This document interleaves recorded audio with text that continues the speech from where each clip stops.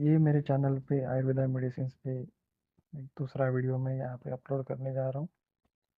आज अपन एक अच्छा टॉपिक और जो कॉमनली अपने को आयुर्वेदिक प्रैक्टिस में देखने को मिलता है, ऐसा एक टॉपिक है जिसके ऊपर आज अपन एक चर्चा करेंगे, जिसके ऊपर चिकित्सा के ऊपर मेनली अपना यहाँ पे फोकस रहेगा और थोड़ा बहुत इंट्रोडक्शन में आपका इसमें बताऊंगा। तो जो ये व्याधि है, जैसे कि आप देख सकते होंगे यहाँ पे, लिवर से संबंधित है, अपने पूरे बॉडी से संबंधित एक व्याधि है जिसका अपन यहाँ पर डिस्कशन करने जा रहे हैं। तो देखते हैं क्या है। तो पांडु पांडु जिसको अपन मॉडर्न में एनीमिया से भी कंपेयर कर सकते हैं। यहाँ पे नॉर्मल सेल्स आपको दिख रही है, नॉर्मल सेल्स है। यहाँ पर एनीमिक सेल्स है।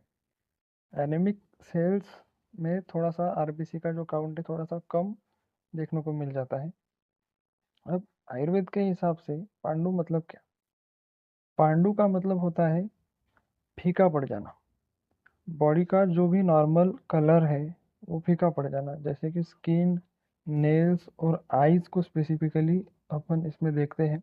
ऐसा बोला है कि जो बारिश का मेंढक जैसा फीका दिखता है उसके तरह ही दिखने वाला ये व्याधि है, इसलिए इसको पांडु बोला गया। पांडु मतलब पांडुर का मतलब थोड़ा सा व्हाइटिश जिसमें अपने को देखने को मिल जाती है बॉडी, इसको पांडु बोला गया है। तो अब पांडु के क्या कारण है, क्या कॉजेस है?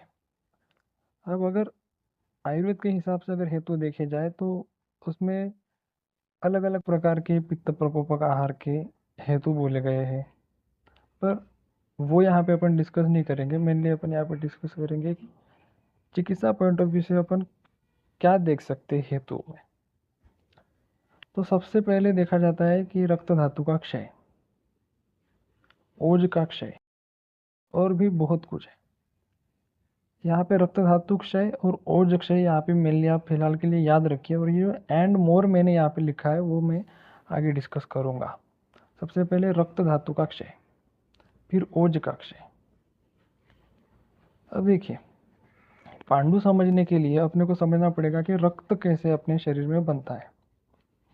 अब आपने सीखा है 11th क्लास में, 12th क्लास में, या फिर अभी तक आपने सीखा होगा कि एनाबोलिज्म और कैटाबोलिज्म दो चीज़ें होती है बॉडी में। एनाबोलिज्म मतलब कि सब्सटेंस को बनाना, और कैटाबोलिज्म मतलब है जो अपने बॉडी में ऑलरेडी है उसको तोड़ देना। अभी जो रक्त बनना है चीज़, it is called as metabolism. Metabolism मतलब क्या है? इसमें एनाबोलिज्म भी है और कैटाबोलिज्म भी है। तो अन्न से रक्त कैसे बनता है देखेंगे। सबसे पहले जो अपन अन्न कंज्यूम करते हैं, मतलब कि जो अपन आहार लेते हैं, उससे अपने शरीर में आहार रस बनता है, जो कि अपने स्टमक में बनता है आहार रस। फिर वो आहार रस से अलग अलग धातु के पोषक अंश बनते हैं।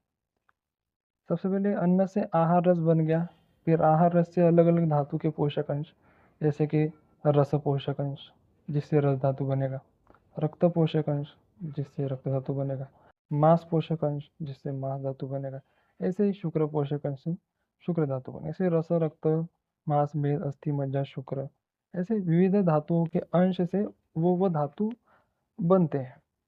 उसी तरह से यहाँ पे रक्त धातु पोषक अंश से रक्त बनेगा। अब ये कैसे?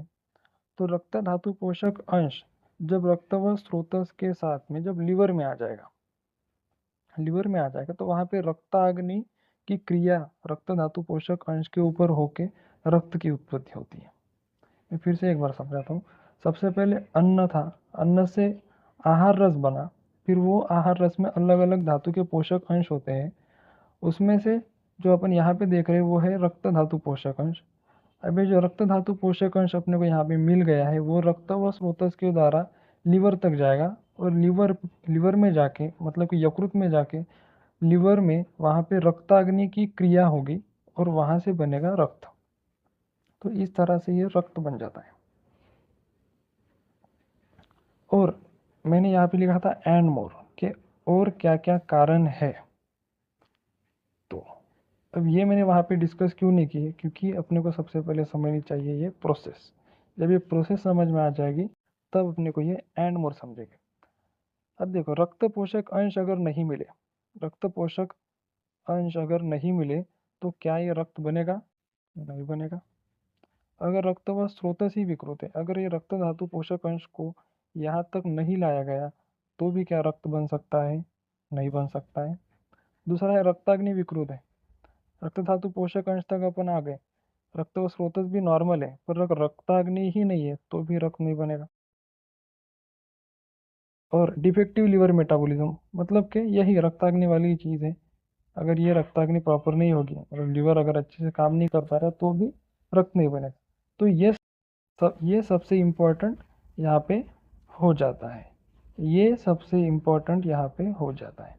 सबसे पहले रक्त पोषक अंश ही ना मिले, मतलब कि अपने को खाने में ही रक्त पोषक अंश नहीं मिल रहे, मतलब अपन अच्छा खाना नहीं खा रहे, अपने को आयरन प्रॉपरली अपने खाने में से नहीं मिल रहा है।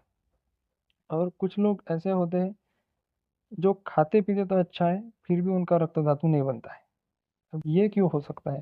तो ये हो सकता है आइदर उसका रक्ताग्नि प्रॉपर ना हो या फिर उसके रक्त वह स्रोतस विकृत हो, तो भी ये हो सकता है। मतलब कि डिफेक्टिव लिवर मेटाबॉलिज्म ये एक चीज़ है। तो ये सबसे इम्पोर्टेंट यहाँ पे हो जाता है, एक तो रक्त पोषक अंश ना मिले, दूसरा रक्त व स्रोतस विकृत हो जाए या फिर रक्ताग्नि विकृत हो जाए, मतलब कि डिफेक्टिव लिवर मेटाबॉलिज्म। तो यहाँ तक आपको चीज़ें क्लियर हो गई होगी। नेक्स्ट जब अपन देखते हैं इसकी संप्राप्ति की तरफ अगर जाते हैं, आयुर्वेद के हिसाब से क्या संप्राप्ति बोली गई है? शुद्धाचार्य के अनुसार ये संप्राप्ति ली है मैंने, जो कि चिकित्सा पॉइंट ऑफ व्यू से ज़्यादा इंपॉर्टेंट है। जो चरकानुसार है उसमें यही हेतु सेवन है, पित्त दोष का प्रकोप है। फिर उसके बाद में जो प्रकोपित पित्त है वो हृदय की तरफ जाता है, वो फिर उदर धमनी के द्वारा वो पूरे शरीर में फैल जाता है। फिर उसके बाद में जाके वो पांडु होता है। पर चिकित्सा पॉइंट ऑफ व्यू से ये जो संप्राप्ति यहाँ पे मैंने लिखी है सुश्रुत के अनुसार, यही ज़्यादा इंपॉर्टेंट हो जाती है। तो क्या है इस संप्राप्ति में? सबसे पहले हो जाता है हेतु सेवन। हेतु सेवन किया अपन ने, उसकी वजह से पित्त दोष का प्रकोप हो गया। पित्त दोष का प्रकोप होने की वजह से रक्त व स्रोतस में दृष्टि हो गई। अब ये रक्त व स्रोतस मतलब कि क्या? कि रक्त धातु पोषक अंश को लिवर तक लाने वाली जो भी संरचना है उसको रक्त व स्रोतस अपन यहाँ पे गिन सकते हैं। फिर उसके बाद में आ जाती है ये यकृत की दृष्टि। फिर रंजक पित्त की दृष्टि, जो यहाँ पे रक्ताग्नि मतलब कि रंजक पित्त यहाँ पे काम करेगा, उसकी दृष्टि हो गई। फिर उसके बाद में अगर रंजक पित्त की दृष्टि है तो प्रॉपर से इस रक्ताग्नि की क्रिया होकर रक्त नहीं बनेगा, रक्त पोषण आहाराचे पचन हो सकत नहीं, और एज ए रिजल्ट क्या हो जाएगा, यहाँ पे अपना जो रक्त है वो नहीं बनेगा। और इसी को क्या बोलते हैं? पांडु बोलते हैं। यहाँ तक समझ आ गया सबको? तो नेक्स्ट, अब पांडु हो गया, अब इसकी चिकित्सा क्या करेंगे? तो चिकित्सा में सबसे पहले स्नेहन, फिर उसके बाद में वमन, विरेचन, फिर दोषों का शमन और धातु पोषण। सबसे पहले अपन यहाँ पे करेंगे स्नेहन, फिर उसके बाद में वमन, विरेचन, शमन और फिर धातु पोषण। अब इसमें वमन का उतना सिग्निफिकेंस नहीं है क्योंकि जो पांडु की संप्राप्ति है जिसमें अपने को पित्त दोष का प्रकोप मिलता है, तो यहाँ पे it is not so important कि अपन वमन करें। तो इम्पोर्टेंट क्या हो जाता है? सबसे पहले स्नेहन करना, फिर विरेचन करना, धातु का पोषण करना और दोष का शमन करना, यही इम्पोर्टेंट चीज़ है। तो देखते हैं स्नेहन अपन किस चीज़ से करेंगे। तो स्नेहन के लिए बेस्ट हो जाएगा दाढ़ी माद्य घृत। अब क्योंकि दाढ़िम जो है पित्त शामक भी होता है और अपन जानते हैं कि दाढ़िम खाने से हीमोग्लोबिन भी बढ़ जाता है, तो पित्त शामक भी है और साथ में स्नेहन भी कर रहा है, तो इसलिए ये ड्रग ऑफ चॉइस स्नेहन के लिए पांडु में अपन यूज़ कर सकते हैं, जो कि है दाढ़ी माद्य घृत। फिर वमन तो करना नहीं है, अब जाएंगे डायरेक्ट विरेचन पे। विरेचन अपन किस किस चीज़ से कर सकते हैं? गंधर्व हरितकी से कर सकते हैं, द्राक्षा से कर सकते हैं, मनुका से, मतलब द्राक्षा मनुका एक ही चीज़ है। फिर स्नेहन हो गया, विरेचन हो गया, धातु पोषण देखेंगे। अब धातु पोषण मतलब कि रक्त पोषण, रक्त पोषण करना है, मतलब जो भी रक्त बढ़ाने वाली चीज़ें हैं वो खानी है, और साथ में अपने को निकालना है धातु शैथिल्य।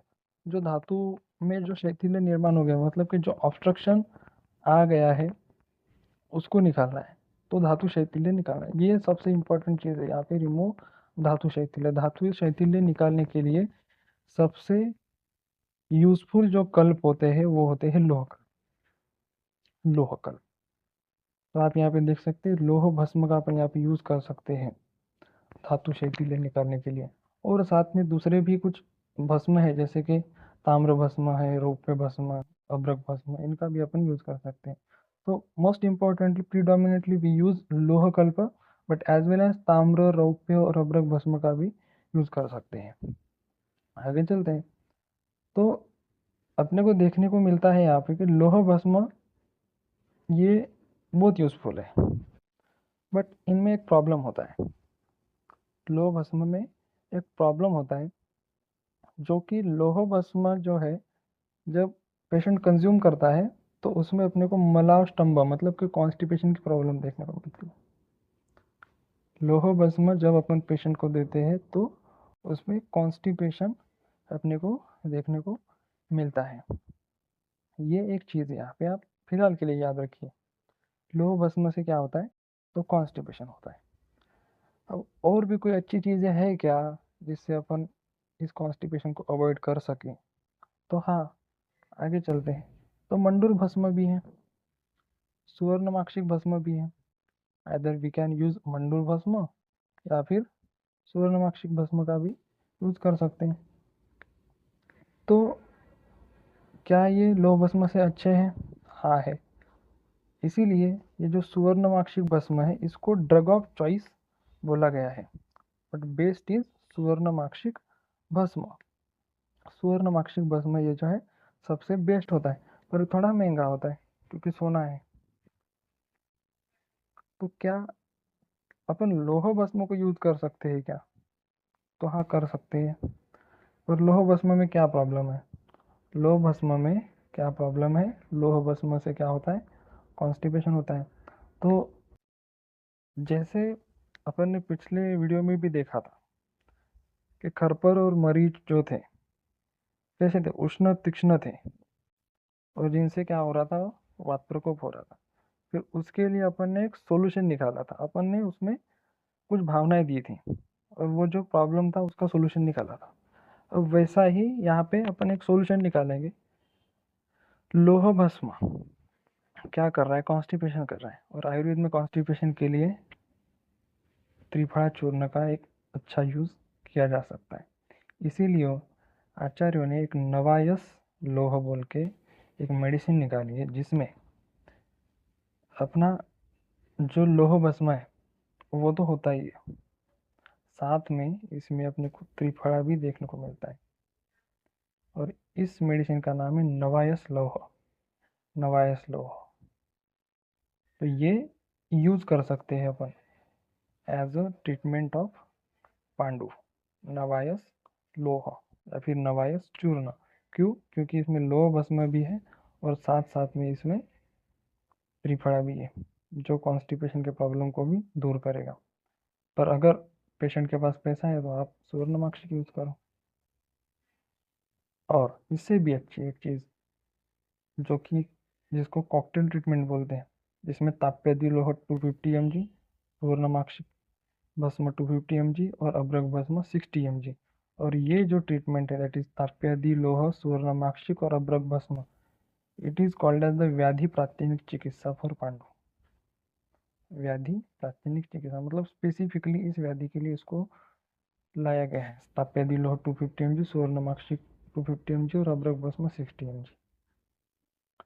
और ये हो गई सारी चीज़ें।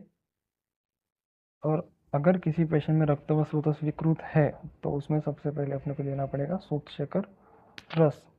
क्योंकि देखो, अगर अपन पेशेंट को खाना भी अच्छा दे रहे हैं, उसकी अग्नि भी प्राकृत कर दी है, अपन लोह भस्म भी उसको खिला रहे हैं, और अगर उसका रक्त व स्रोतस ही विकृत है तो उसका शरीर, उसकी बॉडी, उसका लीवर खून नहीं बना सकेगा। तो इसको ख़त्म करने के लिए, इसको कॉन्ट्रैक्ट करने के लिए, रक्त व स्रोतस को नॉर्मलाइज करने के लिए सूतशेखर का एक अच्छा प्रयोग यहाँ पे अपन कर सकते हैं। तो इस तरह से ये पूरी पांडु की चिकित्सा मैंने यहाँ पे एक्सप्लेन की है। हर एक चीज़, जैसे कि धातु का पोषण करने से लेकर के पूरा रक्त बनाने तक की प्रोसेस मैंने यहाँ पे एक्सप्लेन कर दी। और देखिए, यहाँ पे जो भी अपन मेडिसिन यूज कर रहे हैं उनमें अनुपान अपन घृत यूज़ करेंगे। क्यों? क्योंकि ये जो मेडिसिन्स है इनसे वात प्रकोप हो सकता है, इसलिए इसको प्रिवेंट करने के लिए अनुपान घृत अपन यूज़ करेंगे। ठीक है, तो आशा करता हूँ कि आपको ये पांडु की चिकित्सा और पांडु क्लियर हो गया होगा। तो मिलते हैं अगले वीडियो में ऐसी ही किसी एक अच्छी सी टॉपिक के साथ, आयुर्वेदिक ट्रीटमेंट के साथ। तब तक के लिए गुड बाय। ये मेरे चैनल पे